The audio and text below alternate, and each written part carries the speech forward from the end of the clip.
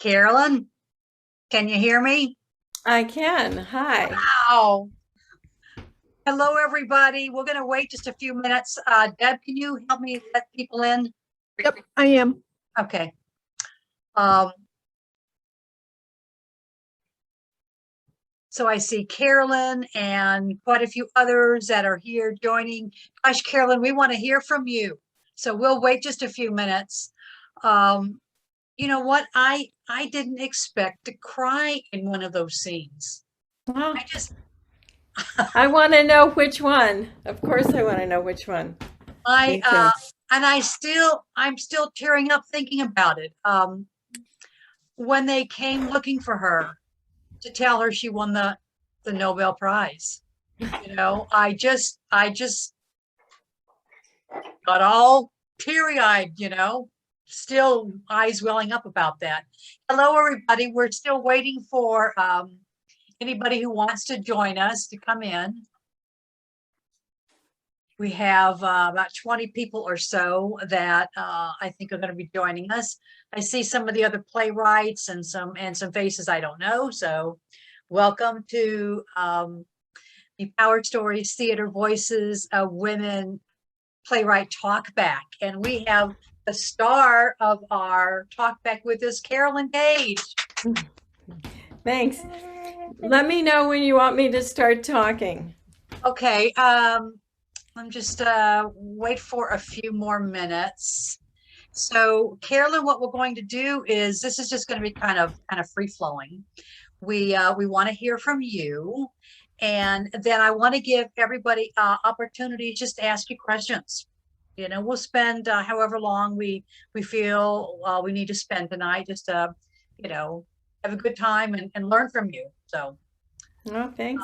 Deb, you think we have most people in? Yeah, we've got 14 and we've got one trying to join, but it looks like she's having some tech issues. Okay. So we'll let her come in. Carolyn, Oh, congratulations. thank you.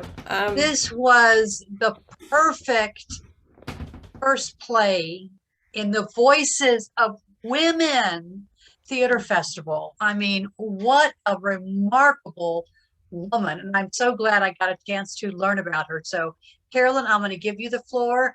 Tell us your thoughts about tonight or the play, anything you want to talk about. Well, my first thing I need to say is that I had hired someone who has a digital theater company and to do this production, and she failed to finish the video. And as Deb Kelly knows, it was a mad scramble in the last few days trying to. This is actually a show that was done by the Maine Playwrights Festival. I love their production. And in fact, I think it's a good thing that the other one didn't happen. But because of that, the cast list in the prologue was wrong. That was the cast of the video that never ended up getting made. Okay. I want to really quickly credit these amazing performers. And this was thanks to the Maine Playwrights Festival, who did a workshop reading for me. It was directed by Dan Burson, who did a brilliant job. Barbara McClintock was played by Phoebe Parker, Harriet Creighton by Tess Van Horn, and I thought they were amazing. And when he said he was cast, I knew these actors, and I knew they were 30. I'm like, oh, can 30 play 80? I was very skeptical because they play a 50-year span of time. And they didn't, oh, now I'm old. I mean, they didn't do any of that stuff. I thought they did a beautiful job. Helen was played by Hannah Daly, Doris by Sakina Mustafa, Margaret by Mara Woolard, Phyllis by Sakina Mustafa, James Watson by Nathaniel Stevenson. I loved his portrayal. I loved his preppy arrogance. Carl was played by Colin McIntyre, Martha by Mara Woolard, and Hannah by Hannah Daly. So thank you for giving me a minute to do that. And I also want to, oh my God, Deb Kelly. She has a job that's already crunch time. And then here's this playwright with the first show who's like, oh, by the way, I don't have that video, but I have another one. And can you do a little edit on it so it doesn't have all this fundraising for the Maine Playwrights Fest? Bless her heart. Seriously, she was a champ. She made me not feel embarrassed and ashamed because I was already feeling that hugely. Took it on and did a beautiful job at the last minute. Thank you. Thank you all for your flexibility. This is an amazing festival. And thank you for lifting up the voices of women and the lives of women. All right, so, and I just wanted to also say, I wrote this play last year as my pandemic play. In the course of writing it, I realized I was autistic at the ripe age of 69, and I was diagnosed shortly thereafter officially as autistic. And so I'm online trying to find out who else, who are my role models, who else is autistic, and Barbara McClintock. And I had written her that way. It was just one of those times where it's like, this play has been on my radar for 30 years, and I'm wondering if I was attracted to it and I resonated with it. So many of her values and so much of her story, her isolation and all that, it was like, of course she's autistic, you know. So it was a journey, a huge journey for me in the writing of it. I believe had I not written it, I wouldn't have come to the realization, which I wish I had had 69 years ago. But all right, so I'm going to shut up now if anybody wants to say something. Well, we love listening to you. So so what we're going to do is, if anyone has any questions, you can just raise your hand. It's a workable group, and you can unmute yourself and ask a question. Caroline, I want to applaud the actors. OMG, OMG. I thought they were just remarkable. You know, when you do a Zoom reading or a stage reading and you don't have all the other pieces that you have on a live stage, you have to depend on the quality of those actors and delivering a magnificent story. And boy, did they ever do a great job. Well, you know, I really learned something because I was, you know, it was a professional situation with this other video, and she was green screening everybody with the corn at the appropriate height. And I'm an old school playwright. I'm a lesbian playwright. My first set with a door that opened and closed was in my 15th year of my career. I am used to bare stages, minimal lighting, you know, poor resources. So there's a richness in the writing when you don't have any props. Exactly. And this filming with the emphasis on the green screens and the corn and there was a whole lot of prop manipulation. She wanted to not read any stage directions, which is a challenge on Zoom. And I really was relieved when I went with this version and they just read the stage directions and they're sitting in their apartments and we're not pretending they're in a cornfield. I just really felt like the acting came through because we weren't preoccupied with all kinds of tech that was clever, but cleverness doesn't belong on the stage, I think. So it was brilliant. Who has a question? Nina. I felt like the corn was a character despite its invisibility. So I wonder if any of the dialogue would. Questions, comments for Caroline? Everybody smile. I want to take a picture. That's right.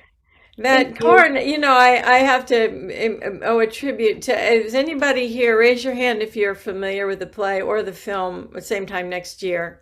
I think the film was Alan Alda and Ellen Burstyn, I think. You know, that was a model for me. That was a couple that sort of were married and had their own lives, but one day of the year they would meet in this motel, and they do that every 10 years.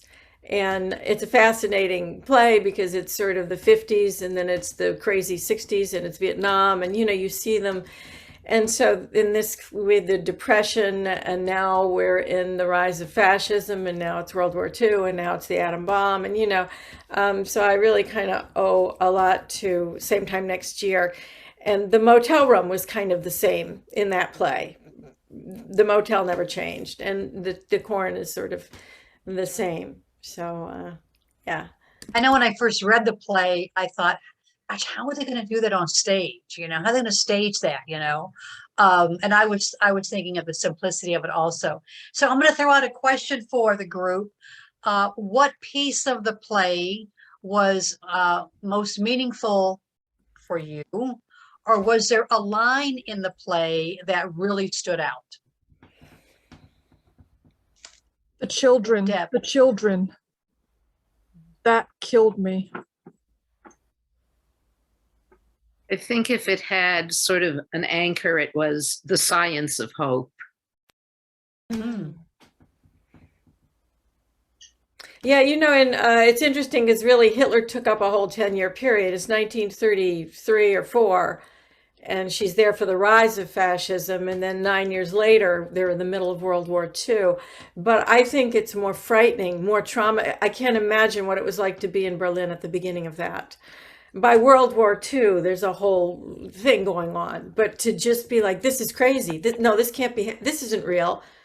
They can't pass that. Nobody will put up with that. And then they do, and then they do, and then they do. And I feel, and Barbara was, she came home 6 months early, completely messed up. She had a complete breakdown.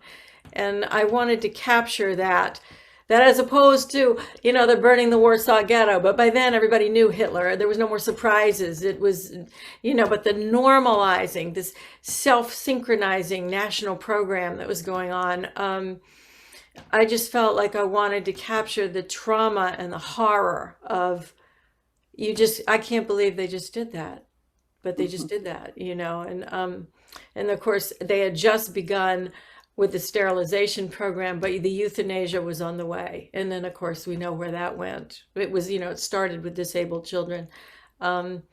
Yeah, I'm happy to hear Deb say that was resonant because and here she is, genetics is her whole life. And it's like, oh my God, this is what they're going to do with genetics. Just like the physicists, oh my God, they're going to build a bomb. Like, I wish I had never cracked a book, you know, and I think of the horror of eugenics, and eugenics is alive and well still. We know that. Yeah. And Carolyn, it was beautiful writing. Was. Beautiful writing. So, Cheryl, you have a question or comment?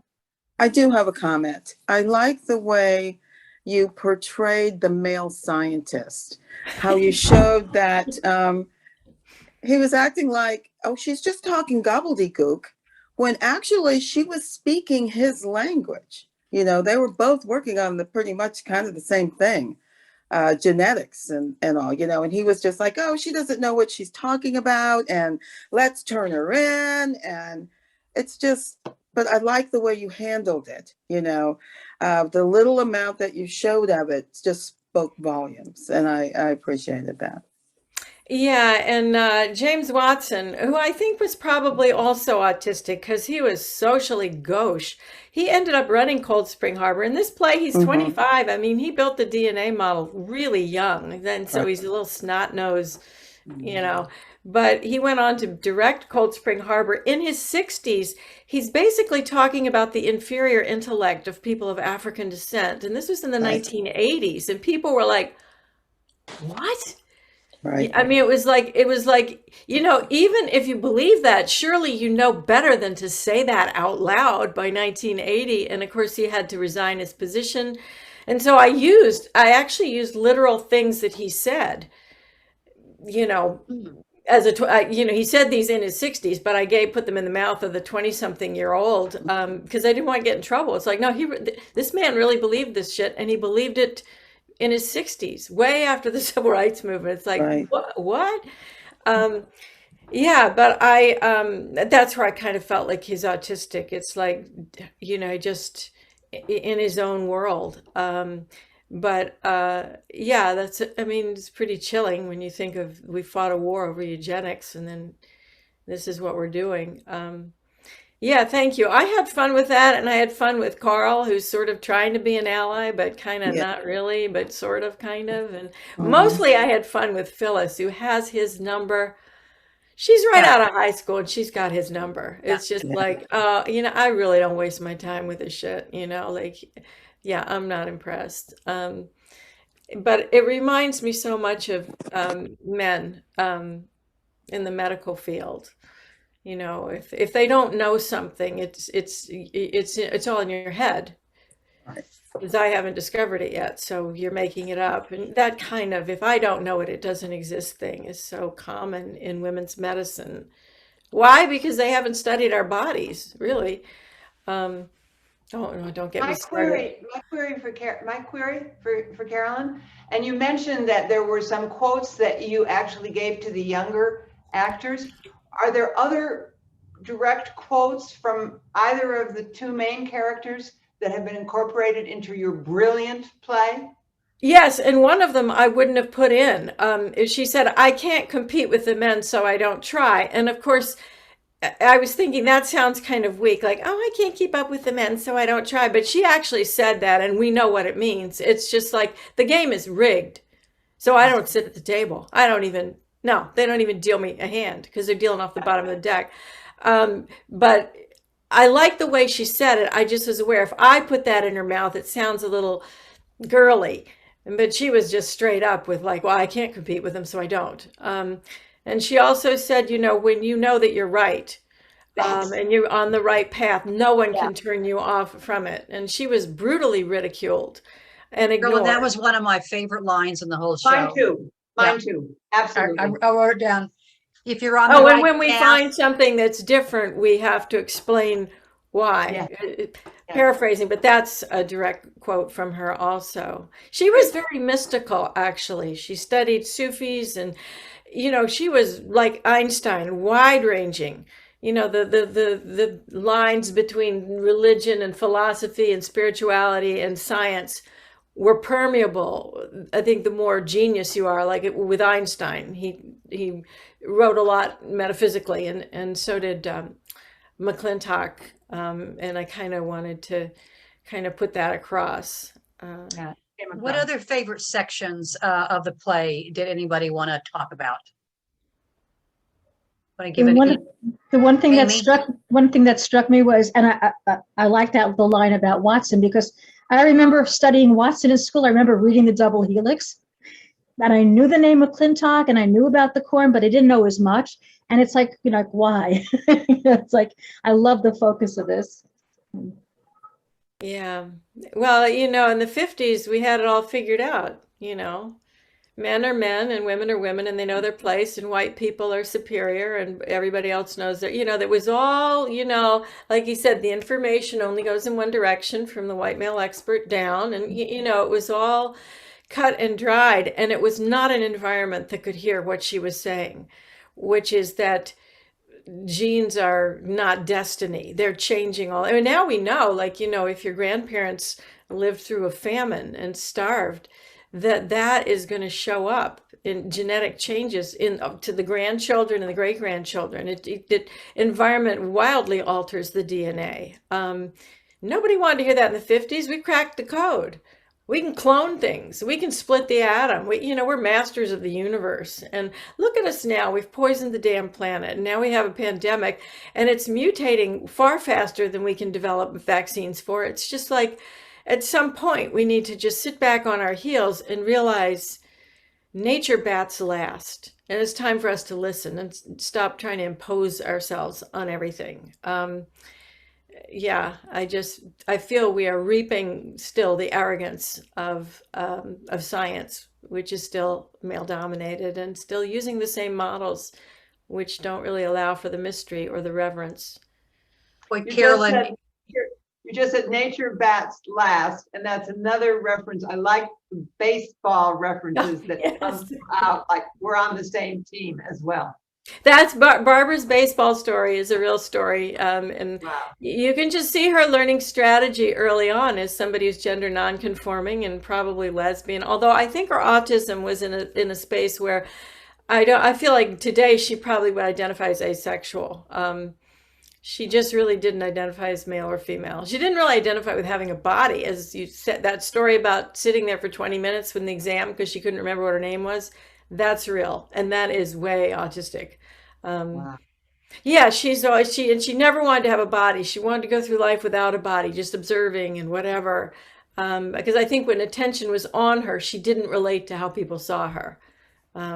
She didn't relate to age, gender, anything. It was just, an observing eye on the universe. I think she was most comfortable with the corn, to tell you the truth. Carolyn, another favorite part of mine was towards the end when Harriet was describing I'm not sure it was at the end, but when she was describing all of her adventures and going on about all of her adventures, and Barbara was talking about, I have adventures too. Mhm. And you know, the difference between the two and how they love life was just so stark, you know. And I love Barbara talking about the quietness of her life, and the, you know, it was just interesting to see the parallels. Well, and when you're autistic, you have a special interest, and you'll die on that hill, you know. And she didn't care. Give me the hot plate, give me an unheated garage, just leave me alone. Give me a laboratory and leave me the hell alone. That's all I want. And that wouldn't work for most people. And here, you know, she's got this girlfriend who's pretty social. Yeah, she wants to be among people. She wants to build a career. She likes that game, the promotions and the this and that drives Barbara crazy. And I think it's amazing that historically they were very close all their lives. And of course, you know, her partner went on to find a real partner who'd get in the jalopy and go all over the United States. That wasn't going to be Barbara. But the love between these two women, and they shared about the research, you know.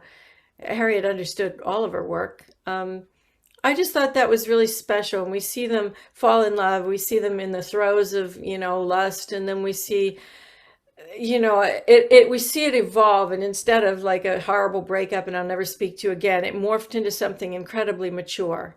Right.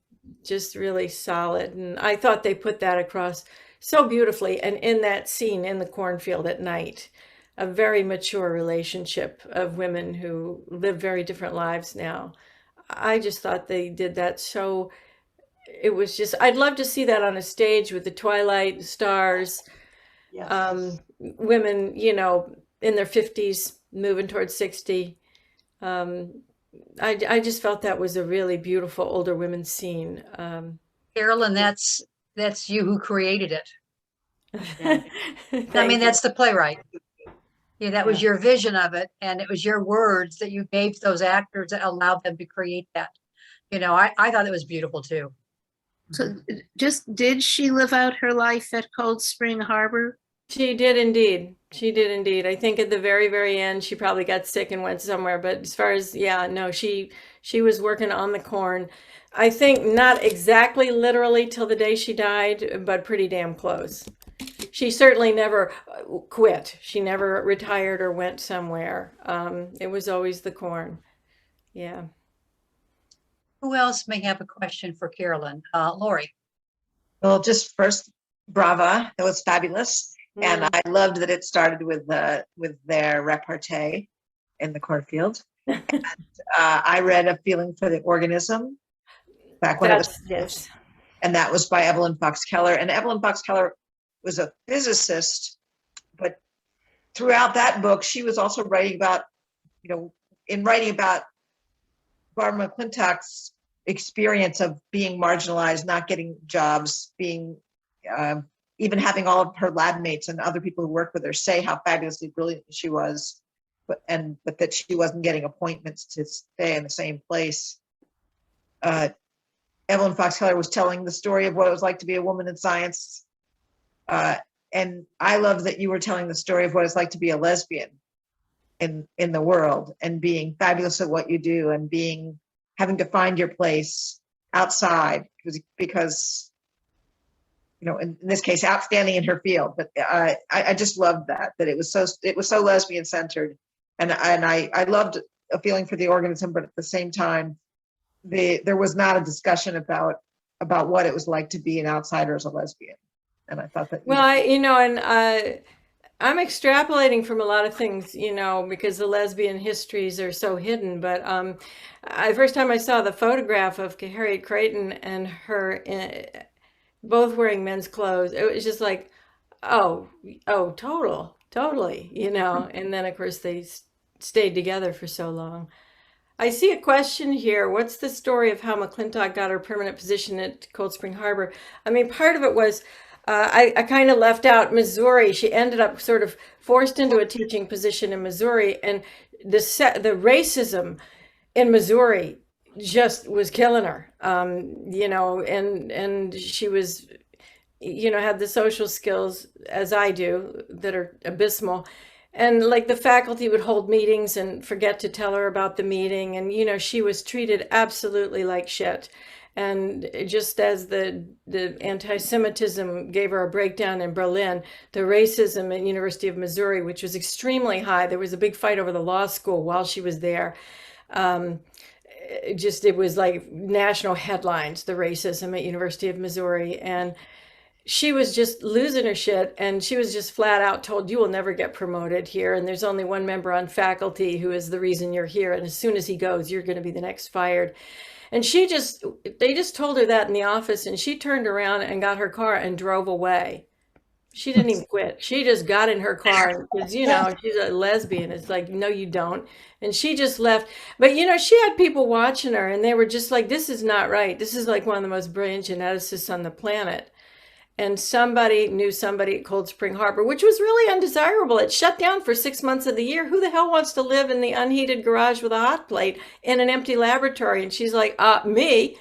And so they offered a lifetime thing to her. And she was like, thank you, because the what kind of clothes you're supposed to wear, to the academic blah, blah, and how many committees do I need to serve on to get tenure? She was ill-suited for academia. So I think it was through connection. Somebody knew somebody and they offered it to her. I think it was just because it was mercy. It was like, it was just brutal what was happening to her. And, she'd been through 20 years of this crap, and I can imagine just the blissfulness. And then everybody goes. And it used to kill her because at the universities, because of security, they'd lock up the labs like at 6. And she's like, I want to work till midnight. And it's like, she didn't have that freedom. Cold Spring Harbor, she can get up at 4 a.m. She can spend the whole night in the lab. And nobody asked her, what are you researching? And we have to prove that. And we have to approve your funding. It was just like, you work on whatever you want to. But she paid a staggering price.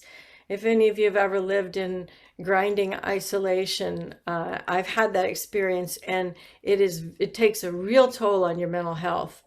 You have to really stay focused on what it is you love, like the corn. But I am sure that she was desperately lonely sometimes. That was she struck a hard bargain for her freedom, for sure. Yeah. Well, Carolyn, I am going to wrap it up. If anyone has any other questions, this is a great time. We're certainly open to it. I just think you presented such a marvelous piece. I just really am enamored with it. There were so many different pieces that I loved. And again, it's the perfect opening of our festival, Carolyn. I would love to see this on stage. Yes, yes. Me too. I'm pushing to get this cast to do it in Portland. I also, speaking of Maine, I want to give a shout out to Laura Emac, who I see her beautiful photo down here. Laura Emac is a fellow Mainer, and she has a play in this festival. And I just put it in my newsletter, and I'm not remembering the title of it. I did see it in the newsletter, Carolyn. I'm sitting here in my bathrobe. Oh, come on, take it off, baby. Take it all off. The part of Bangor or what not to wear. And you actually helped me with it in the writing 4 or 5 years ago in a very early draft, and made a big difference in how it came out. And that's this Sunday night, right? This Sunday night. This Sunday night, right. Okay. Lori is closing our first week of the Festival of Women. So. And the main actors were great. Oh, they were. It is about the dialogue. It's not about the fancy props and this and that. I got a few of those, but I had to rein it in too. Yeah, I learned something. I learned a lesson, and of course, like I say, she was a young woman, and it seemed like to me she got kind of jammed up. Like she was opening a show the weekend that this thing was due. You know how one does, and but incredibly stressful. But I tell you, that emphasis on the tech stuff, I was watching all that and kind of feeling like this really isn't what I care about. You know, it's a Well, reading. you will see that everybody's shows are very different. Some Mhm. people have kept it very simple. Others have, spent some time with tech. It's just kind of whatever form of magic you want to present is going to work, is going to be fine. We kind of stated that in the beginning, is somebody might do a stage reading, somebody might be running a theater and doing it in the theater, so it just depends on what you want to do.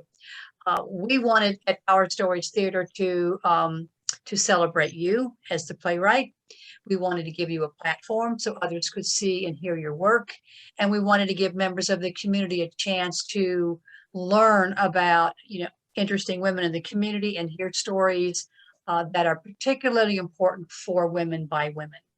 We have our mission at Powerstories of staging true stories to open minds and hearts. And every single play we do in our regular season, which we haven't had in a while, but every single play that we do is either written by a woman or has a woman as a lead character. That's part of our kind of mandate and our mission. So Carolyn, your play may be open for discussion at our artistic committee meetings for a possible main stage. We're looking all of our plays that are being presented in this festival. We're going to be looking at as a possible main stage production. We have a super intimate, sweet theater in Tampa, Florida, and some of these shows would just be magnificent there. So, Well, I would do this with projections, yes, that's keep exactly. it simple. Just, and really it's pretty much bare stage and projections. You need a pile of dirt for the Berlin scene. You need a chair, some buckets, but honestly, it's a very cheap. Yeah, I to- certainly would not be trying to figure out a way to have rows of corn. Yeah. So, Yeah. does anybody have any final compliments or comments? Yes, let's give Carolyn a round of applause. Thank you. Carolyn, you packed so much into that play. You just really did. So bravo to you, and thank you for sharing your gifts with us. Thank you. We appreciate that. You're using your gifts, and it's apparent. So thank you very much. Thank you. Okay, all. Good night. Good Come night. back tomorrow night. We're going to be here for the next 2 weeks. I hope to see you all again tomorrow night and some other nights. Great. And I'll figure out another way.